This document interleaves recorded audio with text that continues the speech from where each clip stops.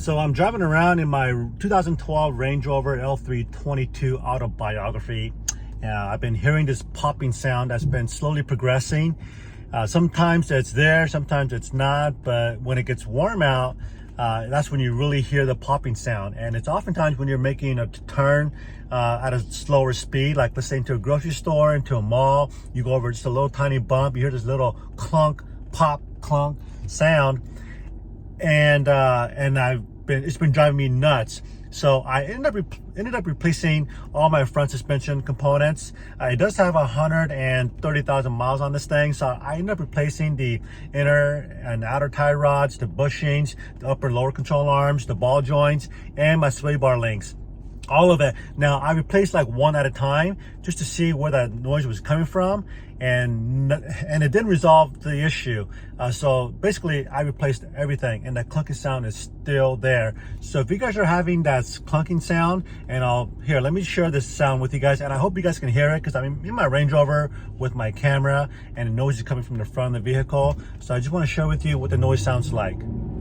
Okay, here we go. Right there. You hear that? Pop, pop, pop.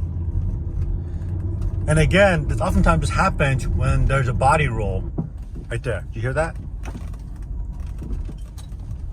Left-hand turn. Right there. You hear that? Pop, pop. Yeah, that's perfect. So, you hear that? Crack, crack, crack. Crack, crack. Yep, there it is again. So I don't know what else it could be other than the sway bar bushing itself. So after doing some research, it turns out that this sway bar bushing is 100% rubber, and anything that's rubber will definitely wear out. And being that it's such a heavy vehicle, and with the body roll, these rubber is going to get out of shape pretty quickly. So apparently these things go out like every 4 to 5 years. So it's pretty common, and that these things should be replaced between 80 to 100,000 miles. So again, I got 130,000 miles on this thing, and I guess that makes sense. So this is the only thing that's left to replace on my front end suspension that's making this pop noise. Hopefully it's going to be this guy right here. So hope you guys will stick around and see if this resolves the popping sound. Oh, and then that being said, I'm going to leave this part number down below. So I cross-referenced the OE Range Rover, Land Rover Range Rover part that I needed. And sure enough, it's RBX500160. And I'll leave that in the description down below as well. This is made from China. It's got China writing all over it. But what I do know is that this design right here, it looks identical to the OE. So I'm hoping that this is going to work out as expected. And so hope you guys will stick around, and I'll show you guys how to install this. We'll take it for a test drive, and hopefully it'll resolve the popping sound. So cross fingers. Here we go.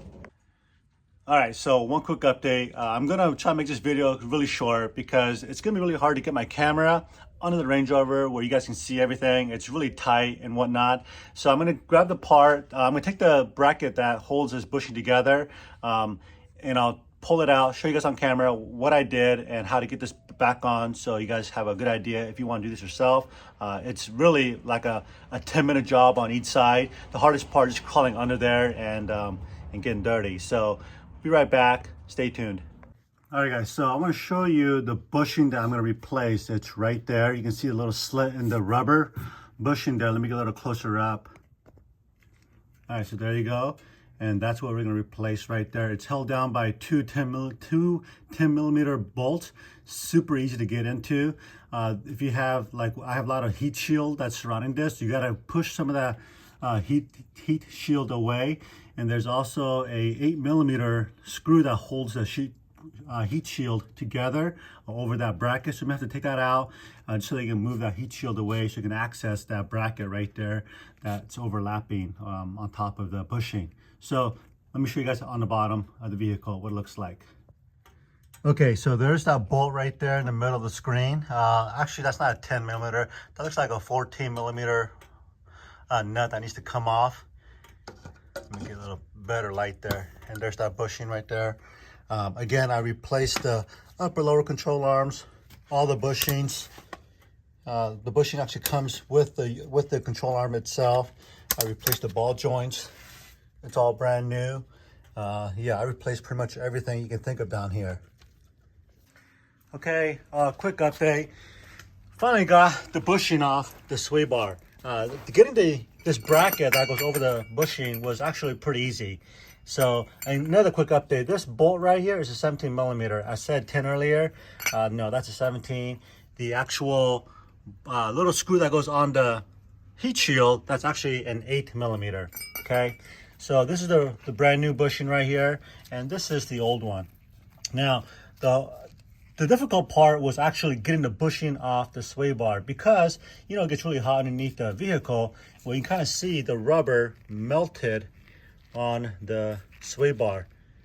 And I had to use a chisel, flat screwdriver, a razor blade to get this thing off, a pocket knife. I mean, I used pretty much everything that was sharp in my toolbox to get this thing off.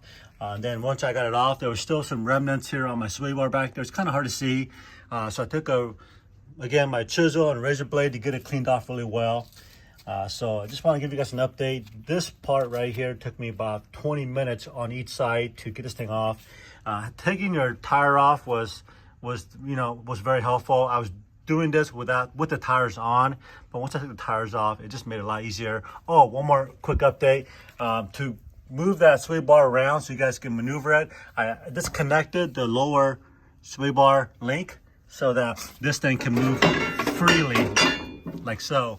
All right, so now we're ready to put the new bushing back on, and I'll keep you guys updated. And then, oh, one more quick thing. So before you guys put the new bushing on, just put it next to each other and make sure everything looks, you know, identical. And in this case, it does. And again, I'll leave a link down below in the description where you can buy this on Amazon for $19 for a pair, versus I believe these are like $38 or $40 for each one. So I'll leave a link down below, and let's get this thing put on, and I'll come back when it's all done. Quick update, we just fixed installed the bushing, and I tell you that $19 bushing was all I needed to fix that clunking sound. At the end of the day, the other parts that I put on the car wasn't really necessary, but you know, with 130,000 miles on it, it's not gonna hurt anything, so all good. I will leave a link down below to where you guys can buy that bushing on Amazon, and wife is happy and I'm happy. Mama, did the noise go away? Yes. so formal.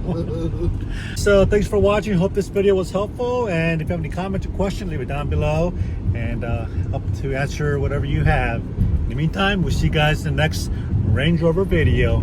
Take care.